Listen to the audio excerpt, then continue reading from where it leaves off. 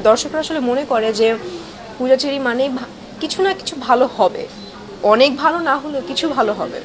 তো আমি চাচ্ছি যে ভালো কিছু কাজ করতে এবং সব কিছু মিলিয়ে ডিরেক্টর, গল্প, কো আর্টিস্ট মিলিয়ে আসলে সব কিছু 100% ঠিকঠাক হলে আসলে কাজ শুরু করব। আমি অবশ্যই বলবো যে শাকিব খান আমাদের বাংলাদেশের সুপারস্টার, কিং খান, এবং সে হচ্ছে একজন লিভিং লেজেন্ড, ডেফিনেটলি আমার বলতে হবে। বাট এইটা একটু কারেকশন করতে চাই যে শাকিব খানের নায়িকা, আমি অনেকেরই নায়িকা, যেমন সিয়াম আছে, আমাদের কলকাতার আদ্রিত আছে, তো সবারই নায়িকা।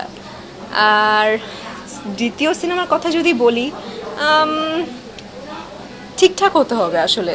গোলই করেছি, ওখানেও একটা কাহিনী ছিল, এখন পরবর্তী যেই কাহিনী আসলে পারফেক্ট মনে করব যে না শাকিব খানের সাথে একজন যাচ্ছে এবং আমিও পারফেক্ট হচ্ছি, তখন আসলে ভেবেচিন্তে দেখবো। এটা আসলে চাপ নিচ্ছি না, আমি চাপ নিলেই আসলে অনেক অনেক কিছু মনে হয় যে চাপ এসে গেছে, চাপ আসলে নিচ্ছি না।